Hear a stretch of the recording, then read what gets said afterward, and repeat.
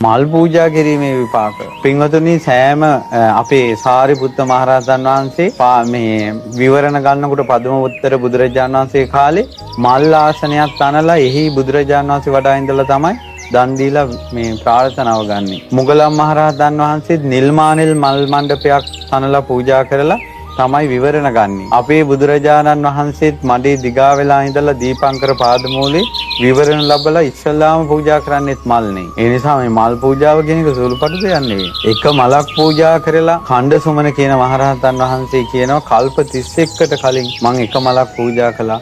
ඒ මල පූජා කරපු පින්බලෙන් කල්ප 31ක් සතර අපායට වැටුන්නේ නැහැ. මම දැන් මේ ගෞතම බුද්ධ ශාසනේ ඉතිරි පිනෙන් තමයි රහත් උනේ කියනවා. මලක් වුණත් පූජා කරනකොට පහන් සිතින් පූජා කරන්න පින්වත්. ඉතින් එක රහතන් වහන්සේ නමක් කියනවා මම චෛත්‍ය පූජාවට ගිහිල්ලා තමන්ගේ ස්වාමියා අතින් ඒ කියන්නේ ප්‍රධානියා දැන් මෙයා 16 මල් කූඩේ මෙයා අරන් යනකොට මලක් බිම වැටුණා. ඉතින් ස්වාමී මලක් බිම වැටුණා. එහෙනම් ඒක උඹ පූජා කරපන් කිව්වා. ආයේ වාද විවාද මොකුත් නැහැ. අර කූඩේ පැත්තකින් තියලා අර බිම වැටිච්ච මල පහන් සිතින් පූජා කළා.